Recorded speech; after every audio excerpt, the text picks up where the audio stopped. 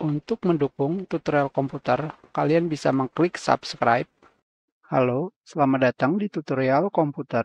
Tutorial kali ini mengenai cara menghemat baterai pada Windows 10.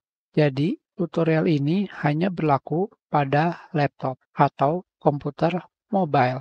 Sekarang, kalian lihat pada bagian baterai, di mana di sini terdapat pengaturan yang pada kiri adalah Best Battery Life. Pengaturan ini sangat bagus untuk daya tahan baterai.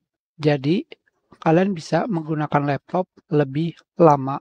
Sedangkan pada bagian kanan adalah Best Performance untuk performa atau kecepatan yang bagus. Di sini, jika kalian memilih Best Battery Life, tentunya pemakaian baterai kalian akan lebih lama, tetapi performanya akan berkurang. Kebalikannya dengan Best Performance, di mana laptop kalian akan lebih cepat, tetapi penggunaan baterai akan lebih cepat habis. Jadi, kalian bisa menentukan sendiri mana yang ingin kalian gunakan. Berikutnya adalah pengaturan baterai. Kita pilih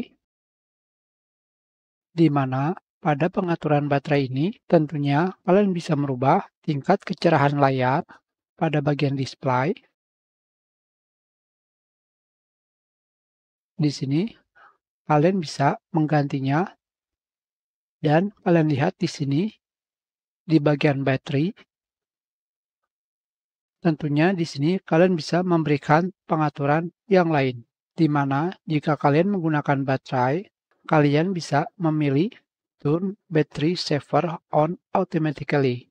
Jadi, jika penggunaan baterai sudah di bawah 20%, maka mode Battery Saver akan berjalan. Sedangkan jika kalian memilih Battery Saver Status Until Next Charge, ketika kalian pilih, kalian lihat di sini, di mana pada bagian baterai, di sini terdapat ikon warna hijau. Ini adalah ikon battery saver.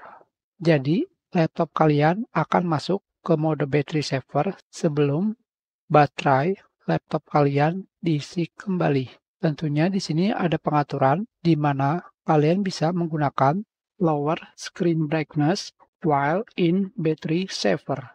Jika kalian menggunakan pengaturan ini, layar pada laptop kalian akan meredup saat mode battery saver. Hanya seperti ini saja. Kita sudahi. Terima kasih.